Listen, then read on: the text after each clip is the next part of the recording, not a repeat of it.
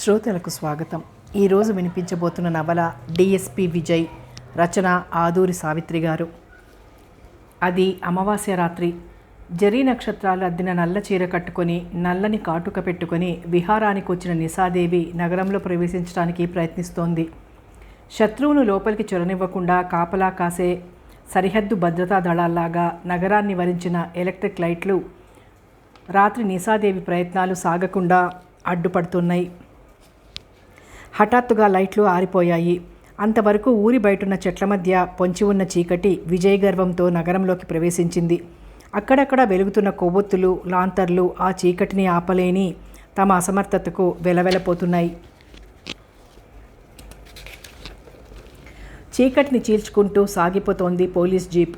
Hotel blue స్టార్లో అప్స్టైర్స్లో సూట్లలో ఉన్న రసికాగ్రేసరులు భూలోకానికి దిగి వచ్చిన స్వర్గాన్ని ప్రత్యక్షంగా చూస్తూ మత్తెక్కిపోతున్నారు. పోలీస్ జీప్ బ్లూ స్టార్ని సమీపించేలోగా లైట్లు వెలిగాయి. జీపు దిగి హోటల్లో ప్రవేశించాడు డిఎస్పి విజయ్. సాధారణంగా పోలీస్ అధికారులు ఆ హోటల్లోనికి పోరు. సంఘంలో పేరు ప్రతిష్టలున్న పెద్ద మనుషులు, ప్రముఖులు తమకు నచ్చిన అమ్మాయిలతోనూ పోలీసుల బెడద లేకుండా విశృంఖలంగా నిశ్చింతగా గడపగలిగిన స్థలమది. కాస్త ఉడుకు రక్తం గల పోలీస్ ఆఫీసర్ ఎవరైనా ఆ హోటల్ మీద రైడింగ్ చేయడానికి ప్రయత్నిస్తే ఆ సంగతి ఆ డిపార్ట్మెంట్కి చెందిన వాళ్ళ ద్వారానే ముందుగా బ్లూ స్టార్ హోటల్ యజమానికి తెలియజేయబడుతుంది. మరుక్షణం హోటల్ వాతావరణం మారిపోతుంది. వచ్చిన ఆఫీసర్ మొహం వెళ్లాడేసుకుని వెనక్కి తిరగాల్సిందే తప్ప అక్కడేం దొరకదు. బ్లూ స్టార్ హోటల్ యజమాని రంగారావు నగరంలో ప్రముఖ పారిశ్రామికవేత్తల్లో మొదటివాడు. అనేక సంస్థలకు నిర్లక్ష్యంగా డొనేషన్లు విసిరేయగల దాత. రాజకీయంగా పలుకుబడి కలిగిన వ్యక్తి. ఇది అతని బాహ్య స్వరూపం. తెర వెనక అతను ధనమదంతో విర్రవీగే నీచుడు. అందమైన ఆడపిల్లల పాలిట యముడు, పసిబిడ్డల పాలిట రాక్షసుడు. ఇంకా ఎన్నో చీకటి వ్యాపారాలు ఉన్నాయి అతనికి. ముఖ్యంగా అతను ప్రభుత్వాలను కూలదొయ్యగలడు, నిలబెట్టగలడు. అధికార పక్షంలో ఉన్న ముఖ్యమైన వ్యక్తులతో అతనికి మంచి మంచి సంబంధాలున్నాయి. అలాంటి రంగారావు హోటల్ జోలికి పోయే సాహసం ఎవ్వరికీ లేదు.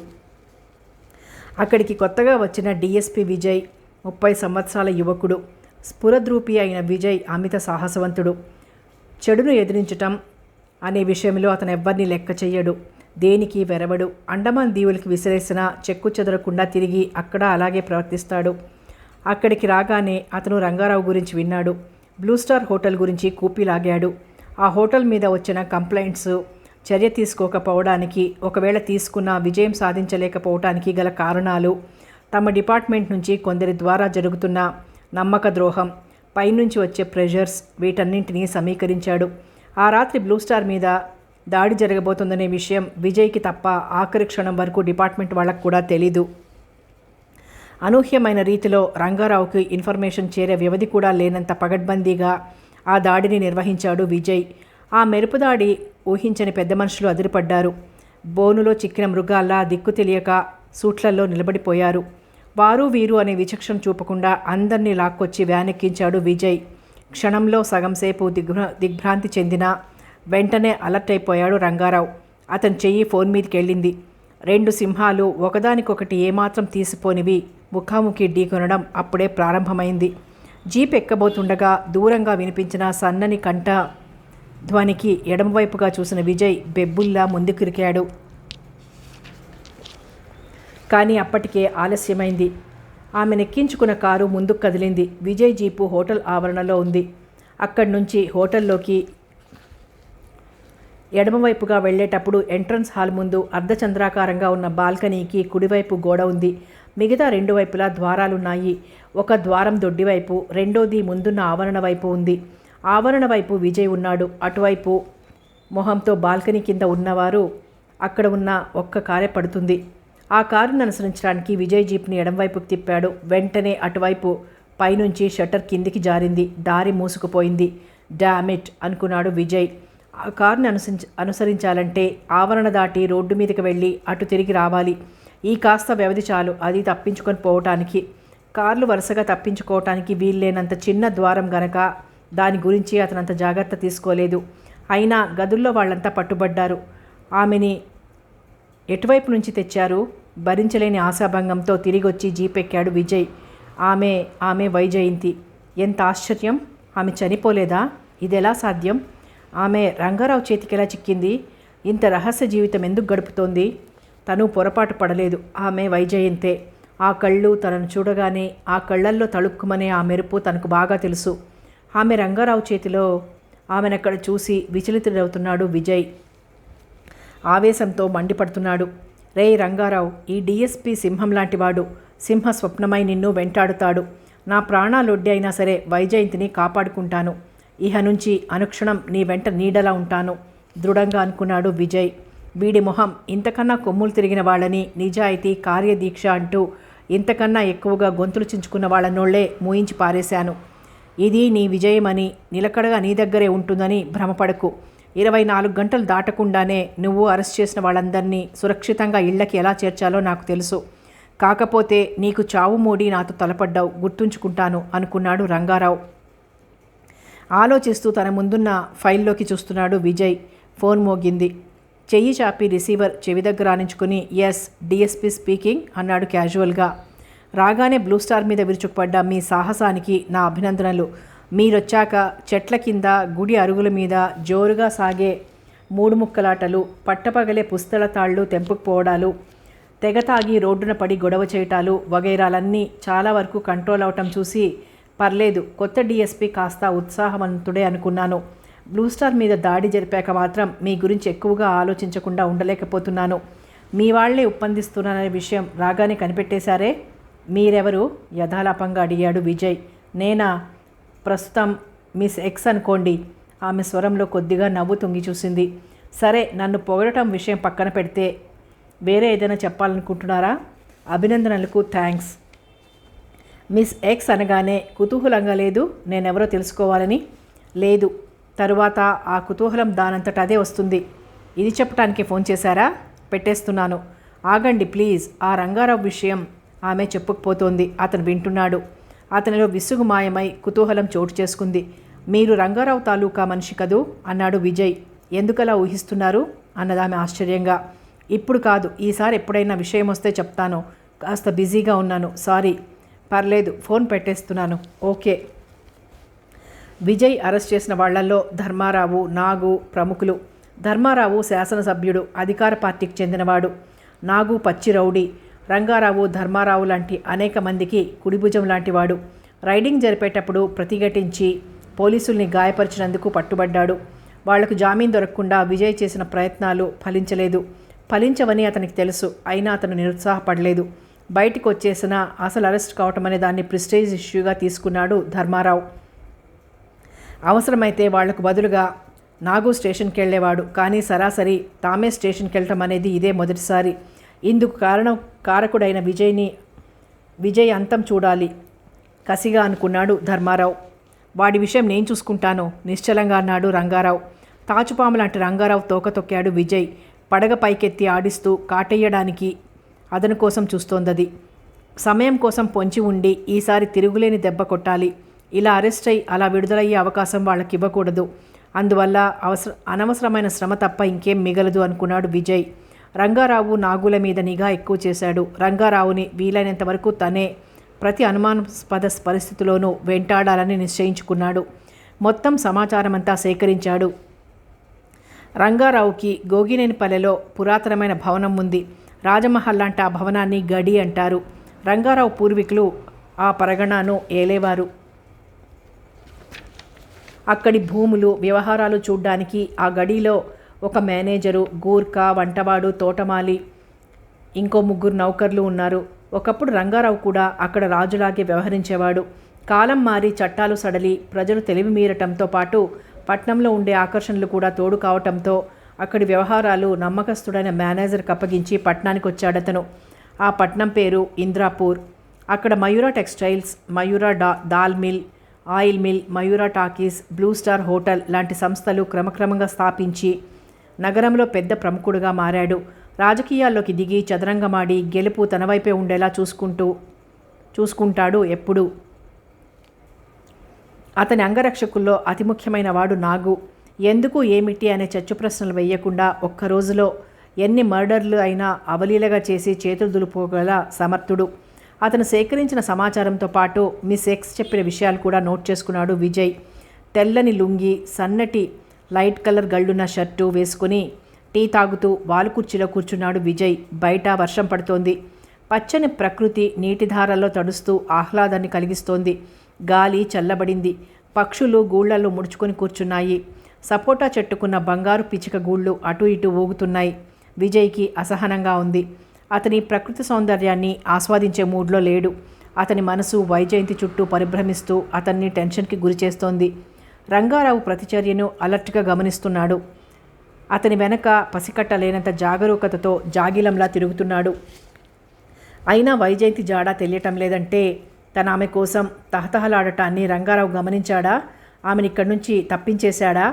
వాడెంత క్రూరుడో తనకు తెలుసు. ఆమె అమాయకురాలైన వైజయంతి వాడి చేతుల్లో ఎలా పడింది? ఆమె బ్రతికే ఉంది. అదే పెద్ద ఆశ్చర్యం. ఆ బ్లూ స్టార్ హోటల్లో ఆమె. విజయ్ మనసు ఆర్ద్రమైపోయింది. ఇది తనకొక సవాల్. పోలీస్ ఆఫీసర్గా తనకున్న బాధ్యతతో పాటు ఆమెను రక్షించుకోవాల్సిన బాధ్యత కూడా తన మీదుంది. బాదంపూడిలో బందిపోటు దొంగలు ఒక మినిస్టర్ కొడుకుని హత్య చేసి దోపిడీ చేశారు. వెంటనే అక్కడికి వెళ్ళి కేసు టేకప్ చేసి అక్కడి పోలీస్ బలగానికి సహకరించమని మెసేజ్ వచ్చింది విజయ్కి. ఒకప్పుడైతే రాకెట్లా దూసుకెళ్లేవాడే. కానీ ఇప్పుడు తను ఇక్కడి నుంచి వెళ్ళిపోతే ఆ కేసు పరిష్కరించడానికి వెళ్ళి ఎన్ని రోజులు పడుతుందో, తను వచ్చే లోపల ఇక్కడ ఎలాంటి పరిణామాలు ఏర్పడతాయో, వాటి ఒరవడిలో వైజయంతి కొట్టుకుపోతే తను ఇక్కడే ఉండి ఆమెను కాపాడుకోపోవాలి. కానీ ఎలా? తను డ్యూటీ మైండెడ్ పర్సన్. అదీ కాక ఆదేశాలు వచ్చింది ఐజీ నుంచి. వెంటనే బయలుదేరక తప్పదు. ఈ ఘర్షణ భరించలేకపోతున్నాడతను. ఫోన్ మోగింది. చెయ్యి చాచి అందుకున్న విజయ్ ఉద్వేగంగా ముందుకు వంగి, మీరు మిస్ ఎక్స్ అన్నాడు. గుర్తుపట్టారే అన్నదామె. ఎప్పట్లాగే ఆమె గొంతులో సన్నని జీరా. ఒక్కసారి విన్న కంఠస్వరం, మాట తీరు నాకెప్పటికీ గుర్తుండిపోతాయి. తెలివైన వారే. ఇది ఒక తెలివేనా? కాదా? కాస్త చురుకుదనమున్న 7వ తరగతి కుర్రాడికి కూడా ఈ తెలివితేటలుంటాయి. ఐసి. చెప్పండి, ఎందుకు ఫోన్ చేశారు? వైజయంతి విషయం. వాట్? మీకు తెలుసా? ఆమె ఎక్కడుంది? ఎలా ఉంది? ఆతృతగా అడిగాడు విజయ్. ఎక్కడుందో తెలుసు, ఎలా ఉందో తెలీదు అన్నదామె. ఎక్కడుందో నాకు తెలుసు, ఎలా ఉందో కావాలి. ఎక్కడుందో తెలుసా? రంగారావు స్థావరంలో. అదెక్కడుందో తెలుసుకున్నారా? మీకు తెలుసా? తెలీదు. రంగారావు అంత తేలిగ్గా ఆ క్లూ ఎవరికి దొరకనివ్వడు. వైజయంతిని మీరెప్పుడు కలుసుకున్నారు? చాలా రోజుల క్రితం ఒకే ఒక్కసారి కలుసుకున్నాను. ఇంకోసారి అలాంటి అవకాశం నాకు దొరకకుండా కట్టుదిట్టం చేశాడు రంగారావు. తర్వాత?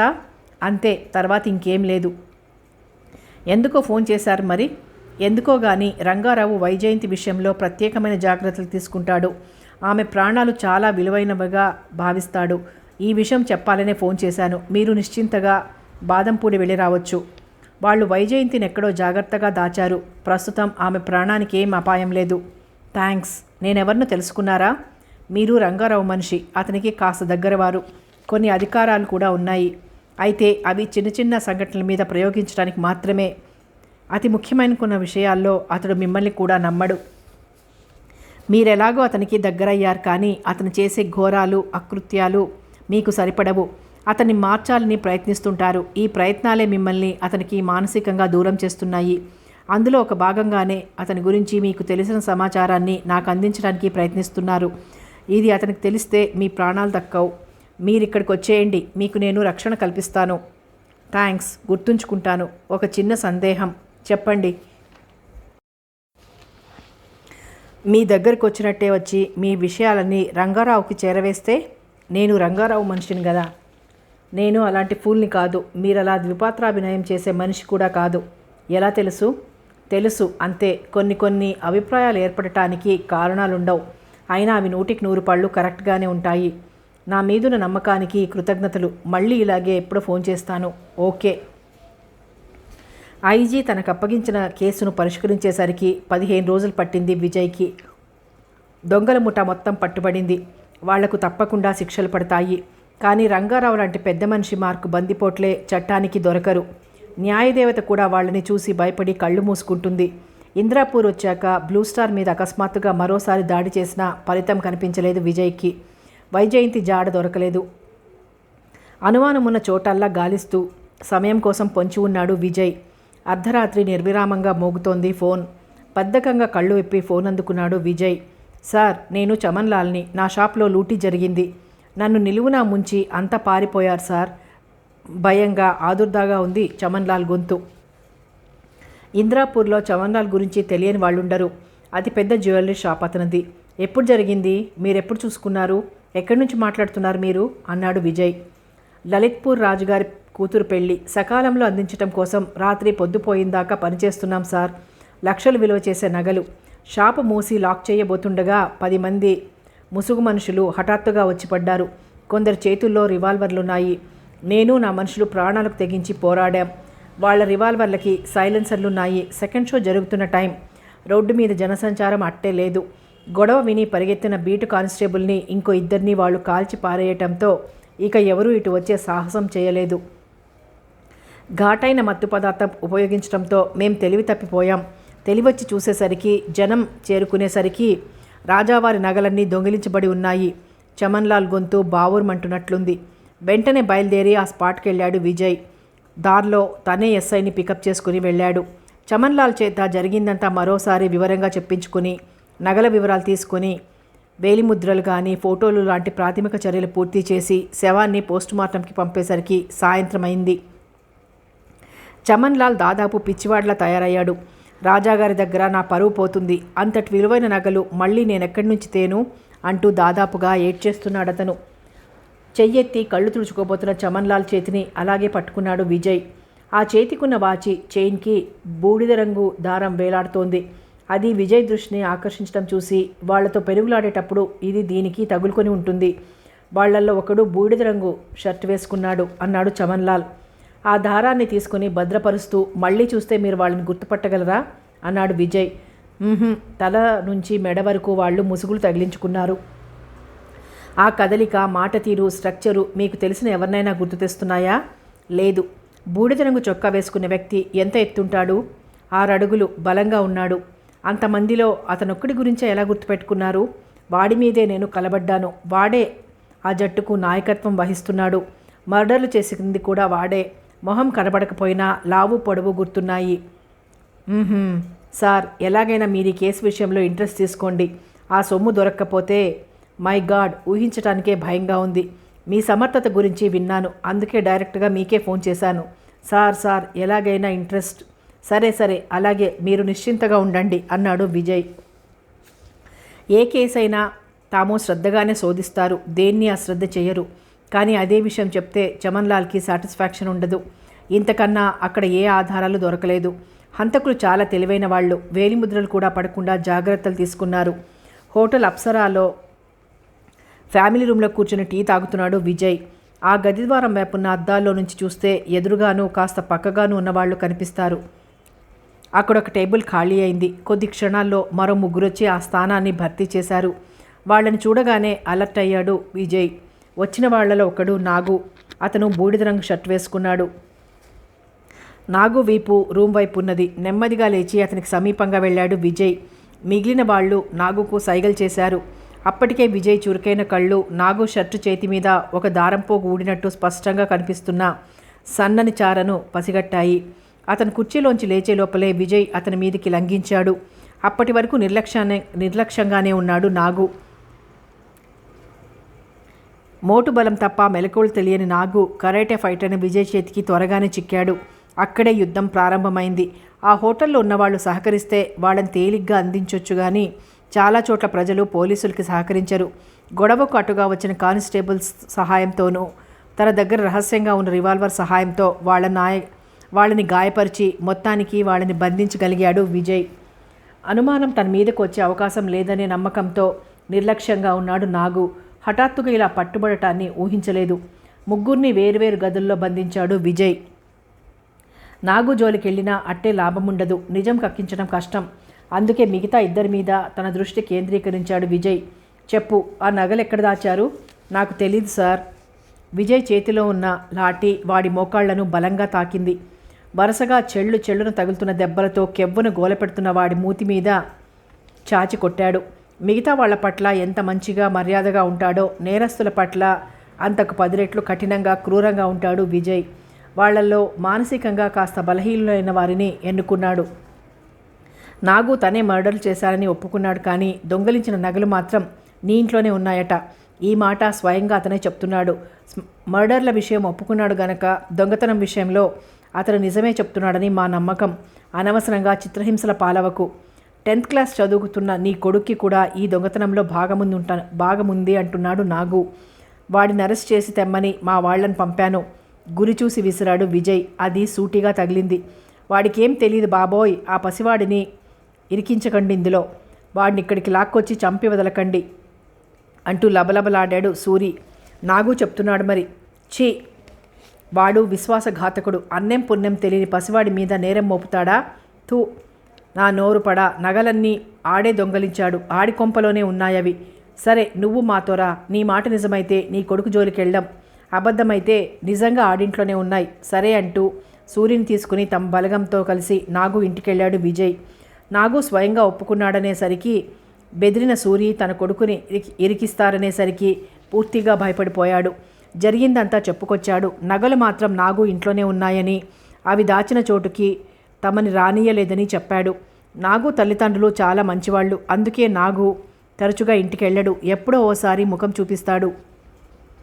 మా కుటుంబంలో ఎవరూ అలాంటి దరిద్రులు లేరు నాయనా. మా కర్మ కొద్దీ వాడలా తయారయ్యాడు. వాడిని మార్చలేం. శిక్ష అనుభవిస్తుంటే చూసి భరించలేం. దీనికంతటికీ కారణం ఆ నీచుడు రంగారావే.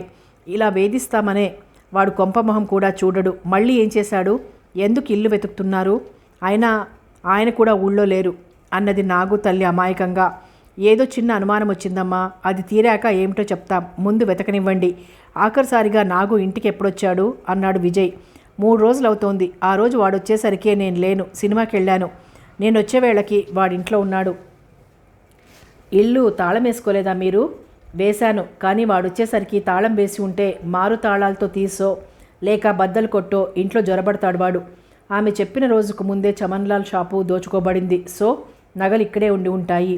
నాగు అతి తక్కువ వ్యవధిలో పట్టుపట్టడం చేత అవి ఇంకా చేతులు మారలేదు. ఎక్కడ ఏం దొరకలేదు సార్ అంటూ వచ్చారు కానిస్టేబుల్స్.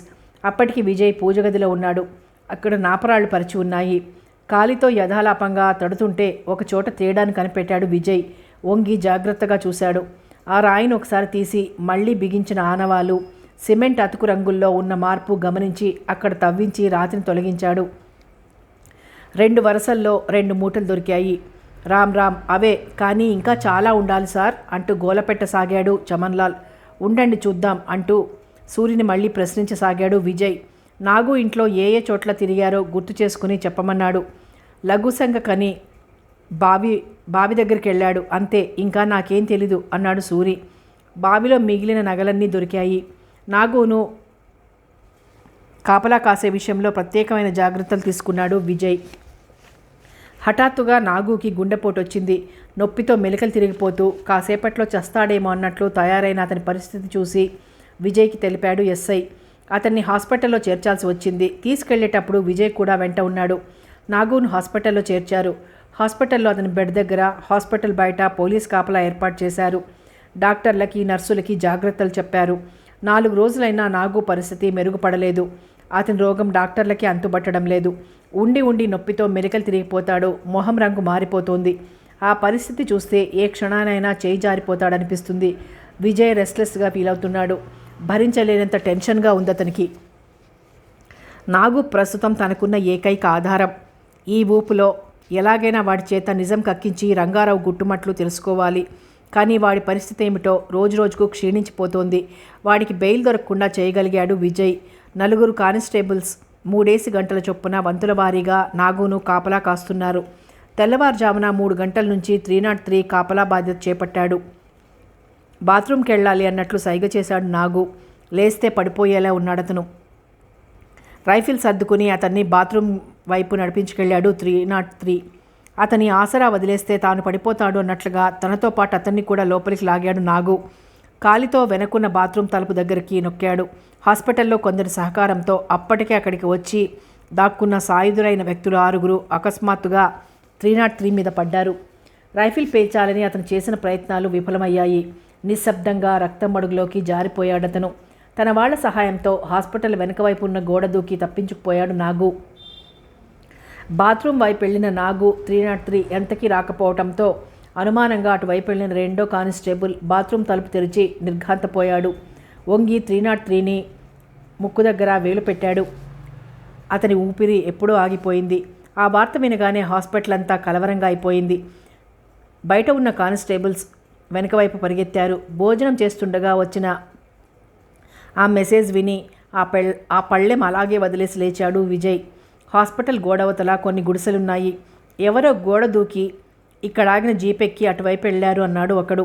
బీట్ కానిస్టేబుల్స్ని ఇంకా కొందరిని వివరాలు అడిగి తెలుసుకుంటూ మొత్తానికి జీప్ గోగినేనిపల్లె వైపు వెళ్ళిందని నిశ్చయించుకుని జీప్ని ముందుకు దూకించాడు విజయ్. అతనే స్వయంగా డ్రైవ్ చేస్తున్నాడు. పోలీస్ జీప్ గోగినేనిపల్లె శివార్లలో ప్రవేశించింది. అప్పటికే కొద్దిగా వెలుగురేఖలు విచ్చుకుంటున్నాయి. ఖాళీ చెంబులతో తిరిగొస్తున్న వాళ్లను పాలవాళ్లను కలిసి ప్రశ్నించాడు విజయ్. కాసేపు వాళ్లలో వాళ్ళు తర్జన పడ్డాక చివరికి ఒకరిద్దరు తెల్లవారుజామున ఒక జీపు పెద్ద బోనాల పల్లె వైపు వెళ్ళటం తాము చూశామన్నారు. అటు వెడుతూ ఒక కిళ్ళి కొట్టు దగ్గర ఆగి అడిగాడు విజయ్. అవును సార్, వాళ్ళు ఇక్కడ ఆగి నా కొట్లో సిగరెట్లు కొనుక్కున్నారు. బాగా హడావడిగా ఉన్నారు. సిగరెట్లు ఏ బ్రాండు కొన్నారు? కిళ్ళి కొట్టు అతన్ని మధ్యలో ఆపుతూ అడిగాడు విజయ్. చార్మినార్ 4 ప్యాకెట్లే తెచ్చావేమిటి? ఆ అడవిలో నా బ్రాండ్ దొరికి చావదు. 2 డజన్లు పట్రా అని ఓ వ్యక్తి నెమ్మదిగా విసుక్కోవటం నాకు వినిపించింది సార్. మొదటివాడు మళ్ళీ వచ్చి 2 డజన్ల ప్యాకెట్లు కొనుక్కెళ్ళాడు అన్నాడు కిళ్ళి కొట్టతను. విజయ్లో కాస్త ఉత్సాహం పుంజుకుంది. అప్పటికే జిల్లాలో అన్ని పోలీస్ స్టేషన్లకి మెసేజ్ అందింది. చెక్పోస్టుల దగ్గర కాపలా ఉధృతం చేయబడింది. జీపు పెద్ద బోనాలపల్లె దగ్గర ఆపాడు విజయ్. నాగు వాళ్ళు ఎటు వెళ్ళి ఉంటారు? ముందుకెళ్ళి ఉండరు. 2 ఫర్లాంగులు దాటితే అక్కడ చెక్పోస్ట్ ఉంది. పోలీస్ స్టేషన్ కూడా ఉంది. ఇంతవరకు పక్కదారులంట వచ్చినా ఇక్కడి నుంచి తిన్నగా వెళ్లాల్సిందే. అలా వెడితే పట్టుబడక తప్పదు. ఇక్కడి వరకే వచ్చి ఉంటారు వాళ్ళు. ఇక్కడే మాయమయ్యారు. రోడ్డుకి ఇరుపక్కల అల్లుకుని ఉంది ఫారెస్ట్. కుడి చేతి వైపు వెహికల్ వెళ్ళటానికి వీల్లేదు. అటు అడవి దట్టంగా ఉంది. చెట్టుకి మధ్యనున్న స్థలం జీపు వెళ్ళటానికి సరిపోదు. ఎడం చేతి వైపు ఫారెస్ట్ వాళ్ళ ప్లాంటేషన్ ఉంది.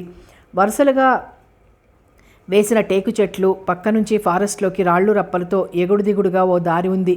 ఖచ్చితంగా ఇటే వెళ్ళి ఉంటారు. మళ్ళీ ఆ అడవిలో నా బ్రాండ్ సిగరెట్లు దొరికి చావవు. కిళ్ళి కొట్టతను చెప్పిన మాటలు. నాగు చార్మినార్ తప్ప ఇంకేం కాల్చడు. జీప్ ఎడంవైపు తిప్పాడు విజయ్. కాస్త దూరం వెళ్ళాక ఎక్స్రే కళ్ళతో చూస్తే అక్కడక్కడ టైర్ గుర్తులు కనిపిస్తున్నాయి. అక్కడ రోడ్డుకు బదులు వాళ్ళు ఉండటం చేత టైర్ గుర్తులు అస్పష్టంగా, ఎక్కడైనా కాస్త మట్టి ఉన్న చోట బాగా కనిపిస్తున్నాయి. చాలా ఇరుకుగా ఉన్న దారి. బాటకి ఇరుపక్కల ఎత్తుగా ఉన్న దిబ్బల మీద పిచ్చి కలప, చెట్ల కొమ్మలు జీపును ఓర్చుకుంటూ ఫ్రంట్ సీట్లో వాళ్ళకి తగులుతున్నాయి. ఆ రాళ్ల దారిలో జీపు ఎగిరెగిరి పడుతోంది. ఒక్కోసారి శాంతం ఒక పక్కకి ఒరిగిపోతున్నట్లుంది. జీపు విన్యాసాలు దట్టంగా కీకారణ్యంలో ఉన్న అడవి, అందులోకి దూసుకుపోతున్న విజయ్ సాహసం చూస్తుంటే మతిపోతోంది హెడ్ కానిస్టేబుల్ రంగస్వామికి. ఈ దొరగారికి అంటే పెళ్లి కాలేదు, ఎలా పోయినా రిస్క్ లేదు. మరి తనకు పెళ్లికెదిగిన ఆడపిల్లలున్నారు. మగపిల్లలు చిన్నవాళ్ళు. తను చేస్తే వాళ్ళంతా రోడ్డున పడతారు. విధి నిర్వహణలో ప్రాణాలర్పించిన హెడ్ కానిస్టేబుల్ అంటూ కాసేపు పొగిడి మౌనం పాటించి అంత్యక్రియలు జరిపి చేతులు దులుపుకోవటమే గాని ప్రభుత్వం తన కుటుంబానికి ఏం శాశ్వత రక్షణనివ్వదు. తన కుటుంబంలో వాళ్లను ఖచ్చితంగా ఉద్యోగం ఇస్తుందనే గ్యారంటీ కూడా లేదు. ఎలా పోయినా ఎవరూ పట్టించుకోరు. తను పోయినా తన కుటుంబానికి భద్రత ఉంటుందనే పూచి ఉంటే తను కూడా ఇలాగే ప్రాణాలకు తెగించి అడవుల వెంట పరిగెత్తేవాడు. తన ఏమిటి, ఏ పోలీస్ ఆఫీసర్ అయినా ఏ కానిస్టేబుల్ అయినా అంతే. ఎవరి కుటుంబ బాధ్యత వాళ్లదే. వాళ్ళు పోతే ఆ రక్షణ బాధ్యత ప్రభుత్వం తీసుకుంటుందనే నమ్మకం, హామీ గనుక ఉన్నట్లయితే తమ డిపార్ట్మెంట్లో 300 మంది తమ ప్రాణాన్ని పణంగా పెట్టి దొంగల్ని హంతకుల్ని వేటాడేవారు. ఈ డిఎస్పీ సాహసం తన కొంప ముంచేలా ఉంది. ఎటు నుంచి ఏ పెద్ద పులైనా ఛార్జ్ చేయొచ్చు. ఏ ఎలుగుబంటో మీద పడి పీకొచ్చు. ఏ పామో కాటయ్యవచ్చు. గాబరాగా ఉంది రంగస్వామికి. ఇంతలో అతని మెడకు ఏదో చల్లగా చుట్టుకుంది. భయంగా అరిచాడతను. ఆశ్చర్యంగా చూసిన విజయ్ తన మెడను చుట్టుకున్న తీగను చూసి సిగ్గుపడిపోతున్న రంగస్వామిని చూసి సన్నగా నవ్వి ముందుకు సాగాడు. ఇక జీప్ వెళ్ళదు. అడవి అడ్డంగా కమ్ముకుంది. ఇక్కడ దిగి చుట్టూ చూశాడు విజయ్. కుడివైపు ఒత్తుగా పేర్చిన మండల్ని తొలగించి చూస్తే మళ్ళీ అక్కడో బాట ఉంది. కొంచెం దూరం వెళ్ళిన విజయ్ కళ్ళు తళుక్కున మెరిశాయి. దూరంగా జీప్ ఒకటి కనిపిస్తోంది. ఒక వ్యక్తి కిందికి దిగి ఏదో సరిచేస్తున్నాడు. అటువైపు చూసిన ఆ వ్యక్తి చెంగున జీప్లోకి గెంతాడు. తాగిన వాడిలా ఒక్కసారి అటు ఇటు ఊగి వెంటనే స్పీడ్ అందుకుని ఆ రాళ్ల మీద సునాయాసంగా గాల్లో తేలిపోతూ పరిగెడుతోందా జీపు. విజయ్ కాలు యాక్సిలేటర్ని బలంగా అదుముతోంది. వీలైనంత స్పీడ్ పెంచుతూ వాళ్ళని అనుసరిస్తున్నాడు. ఉన్నట్టుండి జీపులోంచి ఏదో సౌండ్ అసహజంగా రావడం మొదలెట్టింది. డీజిల్ అంతా కారిపోతూ నేల మీద నల్లగా మరకలవుతున్నాయి. జీప్ ఆగిపోయింది. కిందికి దూకి పరిగెత్తాడు విజయ్. మెరుపు వేగంతో ముందు పరిగెడుతున్న జీప్ని నేల మీద పరిగెడుతున్న విజయ్ అందుకోలేకపోతున్నాడు. కొద్ది క్షణాల్లో జీప్ అదృశ్యమైంది. వెనకాల అంత వేగంగా పరిగెత్తలేక ఆయాసపడుతున్న హెడ్ కానిస్టేబుల్ తిట్టిన తిట్టకుండా తిట్టుతున్నాడు మనసులో. మాయముండా డిపార్ట్మెంట్ ఎప్పుడు ప్రాణాలతో చెలగాటమే. ఈ దొంగముండా కొడుకులకు మంచి కండిషన్లో ఉన్న వెహికల్స్, ఆధునికమైన ఆయుధాలు ఉంటాయి. తమకు సరైన జీప్ కూడా ఉండదు. ఇలాంటి డొక్కు వాటిల్లో బయలుదేరితే ఇలాగే నడుమధ్యలో ఆగిపోయి బర్రుమంటూ కొట్టుకు చేస్తుంటాయి. ఈలోగా వాళ్ళు కాస్త ఉడాయించేస్తుంటారు. కర్మ అనుకుంటున్నాడు రొప్పుతూ. విజయ్ ఎంత పట్టుదలగా పరిగెత్తినా ఆ అడవిలో మలుపులు తిరిగి అదృశ్యమైన జీప్ జాడ తెలుసుకోలేకపోయాడు. అలా ఏం లేకుండా అడవిలోకి దూసుకుపోతే దారి తప్పి చిక్కుకుపోవటమే తప్ప ప్రయోజనం ఉండదు. నిస్పృహగా వెనుతిరిగాడతను.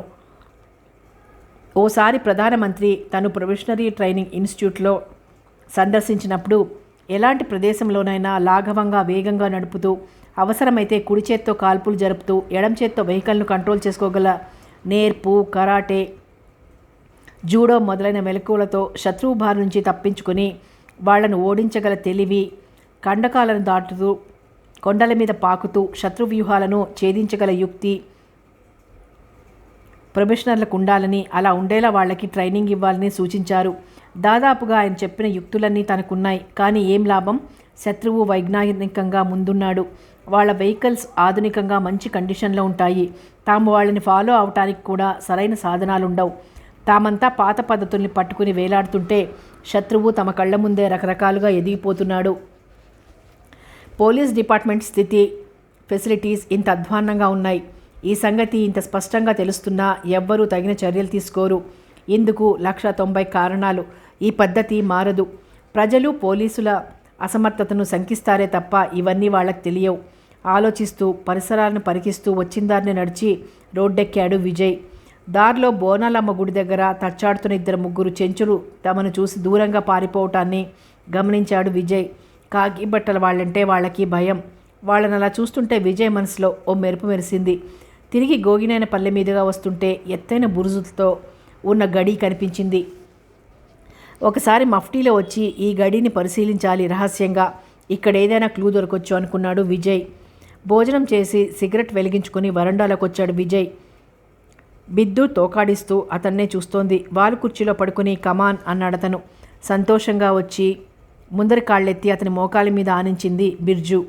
ప్రేమగా దాని కళ్ళ మీద రాసి ఊసులాడుతున్నట్లుగా దాని మూతి చుట్టుకుని అటూ ఇటు ఊపాడు తను.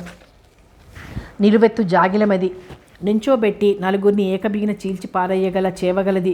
గొలుసు విప్పి దాన్ని వదిలేస్తే ఇక ఆ కాంపౌండ్లో అడుగుపెట్టే దమ్ము ఎవరికీ ఉండదు.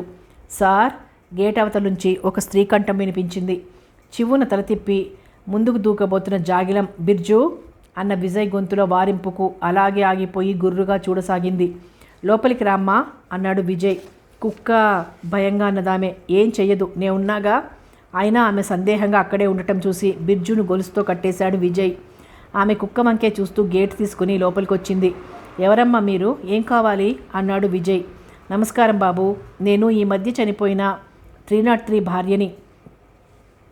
ఆడపిల్లలు పెళ్లికెదిగున్నారు, మగపిల్లలు చిన్నపిల్లలు. ఆయన పోగానే మేము రోడ్డున పడ్డాం. వాళ్ళిచ్చిన ఎక్స్గ్రేషియాతో మాకు అప్పులు తీరగా ఒక్క నెల కూడా జరగలేదు. ఒక పోలీసు డ్యూటీలో చనిపోతే వాళ్ళ కుటుంబ సభ్యులలో ఎవరికైనా ఆ ఉద్యోగం ఇస్తారని ఎవరో చెప్పారు. మా అమ్మాయికి మహిళా పోలీసు ఉద్యోగం ఇస్తారా బాబు? ఏదో ఇంత నెల జీతం వస్తుంటేనే మా బతుకులు అత్తెసరిలా ఉన్నాయి. ఇప్పుడు ఇక నిరాధారమైపోయాం. ఆ ఉద్యోగం దానికొచ్చేలా మీరు సాయం చేస్తే మీ పేరు చెప్పుకొని ఓ ముద్ద తింటాం బాబు. మీ మీద ఎంతో ఆశ పెట్టుకున్నాం అంటుంటే ఆమె కళ్ళ నుంచి జలజల రాలాయి కన్నీళ్లు. విజయ్ మనసు కలుక్కుమంది. నిజమే, కానిస్టేబుల్ జీతం అంతంత మాత్రమే కనుక పిల్లా జల్లా ఉంటే వాళ్ళ బ్రతుకులు అత్తెసరుగానే ఉంటాయి. ఇక అతను హఠాత్తుగా చనిపోతే ఏమవుతుంది అనటమే కానీ అంత అర్జెంటుగా ఆ కుటుంబంలో ఒకరికి ఉద్యోగం దొరకదు. ఖాళీలుండవు. అవి ఉంటేనే ఎవరైనా ఏదైనా చేయగలరు. ఒక పక్క తగినంత పోలీసు బలగం లేదు. పోలీసులు ప్రజలు 1:1300 రేషియోలో ఉన్నారు. ఒక పోలీసు 1300 మందిని అదుపు చేయాలి. బ్రిటిష్ వాళ్ళ కాలంలో దొంగలకి సెటిల్మెంట్లు ఏర్పాటు చేశారు. అప్పుడు నేరస్తుల సంఖ్య పరిమితంగా ఉండేది. వాళ్లలో మార్పు తేవడానికి, ఉపాధి కల్పించడానికి, వాళ్ళలా విడిగా ఉంటే నేరాలు జరిగినప్పుడు వాళ్ళని తేలిగ్గా పట్టుకోవటానికి అవి ఏర్పాటు చేశారు. మరిప్పుడో నేరస్తులంటూ ప్రత్యేకంగా ఎవ్వరిని విడదీయలేం. జనాభా పెరుగుదలతో పాటు నేరస్తుల సంఖ్య కూడా అత్యధికంగా పెరిగిపోతోంది. పోలీసుల సంఖ్య అదే రేషియోలో ఉండగా ప్రజల సంఖ్య పెరుగుతూ వస్తోంది. అవసరమైన పోలీసు బలగం పెరగట్లేదు. ఎవరైనా చస్తే వాళ్ళ కుటుంబాలు చాలా వరకు ఇలా రోడ్డున పడుతున్నాయి. ఉద్యోగాలు ఇవ్వాలనే పాలసీ ఉంది, కానీ ఖాళీలుండవు. కొత్తవి సృష్టించడానికి అనేక అడ్డంకులు. ఏ సంస్కరణకి నోచుకోనిది తమ డిపార్ట్మెంటేనేమో. జీతాలు సరిపోవు, అవి పెంచకపోయినా పర్లేదు. నేవీ, మిలిటరీ వాళ్లకు మళ్ళీ తమకు అన్ని కంట్రోల్ రేట్కు ప్రత్యేకమైన పద్ధతుల ద్వారా సప్లై చేయగలిగితే చాలు. ఆలోచనలకు ఆచరణకు మధ్య అధిగమించలేనంత దూరం ఉంటుంది ఎప్పుడు. ఏం బాబు, ఉద్యోగం దొరకదా? నిరాశగా అడిగిందామే. ప్రయత్నిస్తానమ్మా. వేకెన్సీ రాగానే మీ అమ్మాయికి ప్రిఫరెన్స్ ఇచ్చేలా చూస్తాను అన్నాడు విజయ్ ఆలోచనల్ని అవతలికి నెడుతూ. ఏంటో బాబు, ఆయన ఉన్నప్పుడే తడుములాటగా ఉండేది. పిల్లల్ని చదివించుకోవడానికి, రోగం వస్తే చూపించుకోవటానికైనా మనకు ప్రత్యేకమైన వనరులుంటే బాగుండునని వాపోయేవాడు. అలా మనల్ని ఆదుకునేటట్లయితే డిపార్ట్మెంట్ కోసం ప్రాణాలైనా ఇస్తాను అనేవాడు. ప్రాణాలైతే ఇచ్చేశాడు, కానీ మమ్మల్ని ఆదుకునేవారు లేకపోయారు అంటుంటే ఆమెకు మళ్ళీ దుఃఖం ముంచుకొచ్చింది. నేను తప్పకుండా ప్రయత్నిస్తానమ్మా, ప్రామిస్ అన్నాడు విజయ్. ఆమె వెళ్ళిపోయింది. అలా చనిపోయిన ప్రతి ఒక్కరి కుటుంబ సభ్యులకు ఉద్యోగాలు దొరకవు. కొందరికే దొరుకుతాయి. మిగిలిన వాళ్ళు ఇలా నిశ్శబ్దంగా నాశనమైపోవటమే. ఏమిటో ఈ వ్యవస్థ. కథ కొనసాగుతుంది.